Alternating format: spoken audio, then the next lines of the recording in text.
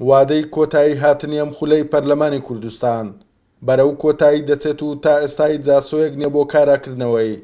ئەندامێکی پەرلەمانی کوردستان دەڵێت پەکخستنی پەرلەمان زیانی لە ناوبانگی هەرێم لە ناوخۆ و دەرەوە داوە. دۆخەکە بن بەسگەیشتووە، ئەمەش مەترسی ئەوەیە کە پەکخستنی پەرلەمانی کوردستان کۆمەڵێ لێکەوتەی خراپی خستۆتەوانەیە کە چاودێری بەسەر حکوومەتەوە نەماوە و لە هەمووی کارەساتر ئەوەیە کە تەمەنی ئەم خولی پەرلەمانی کوردستان کەمتر لە 6 مانگی ماوە، واتە ئەگەر لە ماوەی ئەم 5 مانگە دۆخەکە چارەسەر نەکرێت پەرلەمانی کوردستانی شواردەکەی بەسەرەچێ و بەرەو ئەکسپایر بوونە ڕوا. بۆیە ئەرچی لایەنە سیاسیەکانەوە خودی پەرلەمانتارانیشە کە گوشارەکانیان چڕکەنەوە بۆ ئەوی کۆتایی بەم قەیرانە بهێنین، چونکە زیانی هەم لە ناوخۆیە و هەم لە سومعە و ناوبانگی گەلەکەشمان لە دەرەوە داوە. پەرلەمانتارێکی بزوتنەوەی گۆڕان لە پەرلەمانی عێراق دەڵێت پەرلەمانتارانی عێراق داوایان لە پەرلەمانی عێراقی فیدراڵی کردووە کاڵوێسیان هەبێت بەرامبەر بە پەکخستنی پەرلەمانی کوردستان. پەرلەمانتارە عێراقیەکان زۆریان زۆر بەگەرمی لەسەر ئەوە دوان کە بێ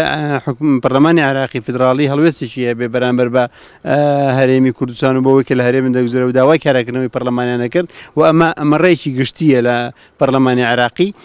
بەڵام داوامان کرد بە بڕیارێک دەرچێت تا ئەم دقی بڕیارەکە دەرنەچووە. 2 ساڵ نزیک دەبێتەوە لە پەکخستنی پەرلەمانی کوردستان و هەوڵەکان بۆ کاراکردنەوەی شکستیان هێناوە، ئەمەش بە بڕوای چاودێران. گەر پەرلەمانی کوردستان بە پەخراوی بمێنێتەوە زیانی گەورەی بۆ پرسی کورد لەسەر ئاستی جیان دەبێت. توانە عومەر، کوردسات نیوز، ڕانیا.